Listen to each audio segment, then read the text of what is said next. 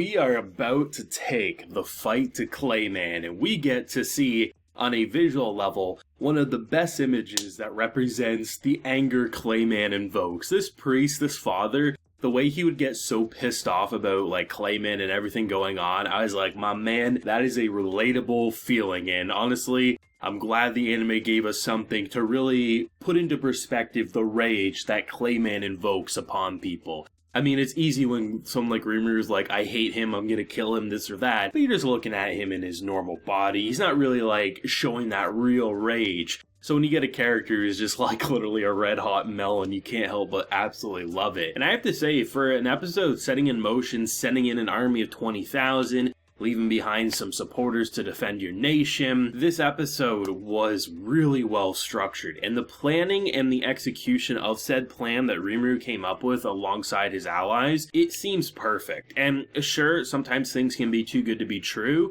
but right now I feel pretty confident in what Rimuru set in motion. One of the biggest things that could have been, I think, a foil to not only the experience of Slime, but his plan in general, is when you have those moments where you're convinced the enemy's doing something after you discover their secret mission. Like, you're like, oh, they're clearly doing A objective, but really A objective was to distract you from the B objective. So since they uncovered what the true objective was, invading the animal kingdom, getting a bunch of souls, I mean, Rimuru says it himself, his odds are a lot better than the pi odds that he had in part 1 of Season 2, like Clayman having a 78% odds. So that seems like the absolute real objective, right? So it'd be easy for Rimuru to send in Veldora, send in everyone, put all of his powerful people in a different location than that of his main city. Now, of course, he wouldn't leave it completely undefended, but could you imagine, had he not kept Veldora there, the numerous bad things that could happen? I am totally expecting there's going to come a point where Veldora is, like, crashing on the couch reading his manga,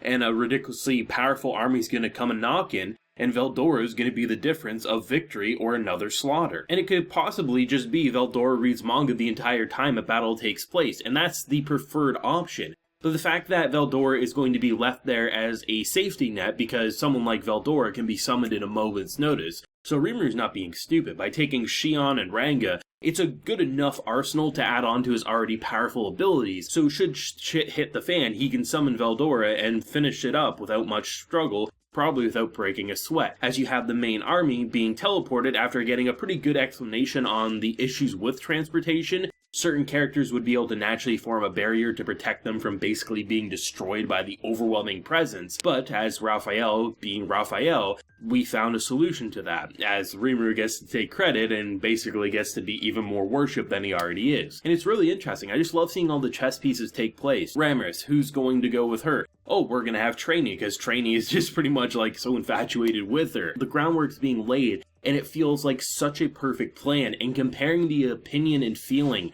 that we had in part 1 of Season 2, where it felt like the enemy had the upper hand. Everything that could go wrong did go wrong. And to see it be a flip now, learning from our mistakes, Rimuru adjusting his opinion, I think his Milim comment is one of the best indicators of that. He completely trusts that Milim probably isn't actually betraying, but they're not going to be stupid about things, and they are going to be careful, right? This is a character who still trusts in those that he considers allies, but he isn't stupid, and he's being a lot more calculated about how he's approaching these things. And that's really important. Like, I honestly thought, like, Diablo and Veldora were going to be the ones coming. That was just my natural gut reaction. Everything that he set in motion in the previous episodes, I thought would just have to wait because we need to, we're going to go crash Walpurgis, right? I mean, that's a pretty big thing. You need your powerful allies.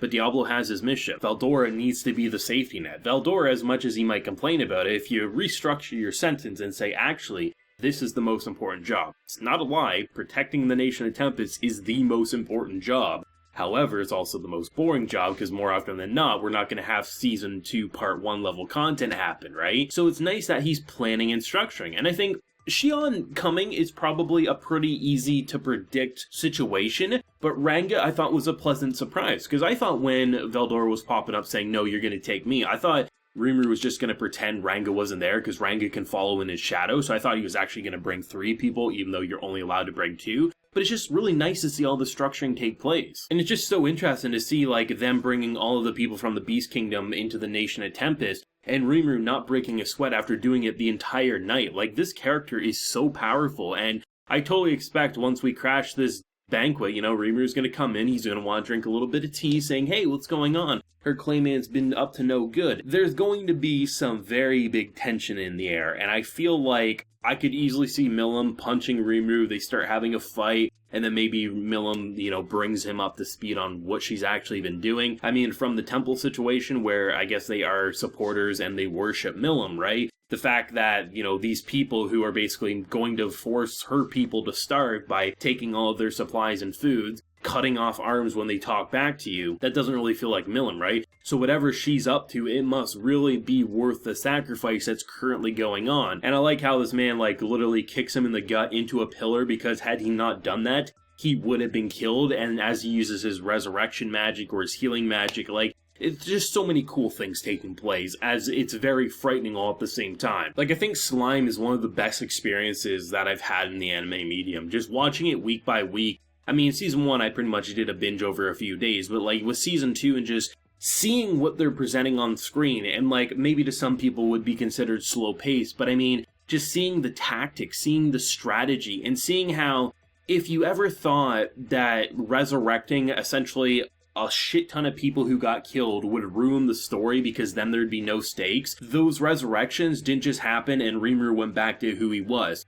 He's way more calculated, way more tactical, and if we compare the beginning or even a majority of the first half of this season to where he is now, and the relationships, the structuring of what he's doing, like, this is a Rimuru who wants to get his hands dirty when it happens, because Clayman needs to go. Clayman picked up a fight, he's gonna finish that fight. But he's also being so calculated and seeing everything take place as they're revealing so much information, but I would argue is the farthest thing from dry and boring. Like, this is like one of my favorite part 2 episodes that we've seen so far. Like, it was just so interesting seeing all the pieces click, the comedy take place, like Shion like hovering over being like, oh shit, if we don't take her, she's probably gonna blow a gasket, right? Just all the little things taking place, building this perfect, and I think this is exactly what Slime is in terms of an anime. Sprinkling in a bit of everything. The only thing we didn't get was, even then you could probably argue we did get action when the arm got cut off. So it's just like, this is everything, and like, I mean, I feel like we're just gonna be cranking up the valve even more going forward, week after week, and I mean, next episode could come in, it could literally just be Rimuru in a tea party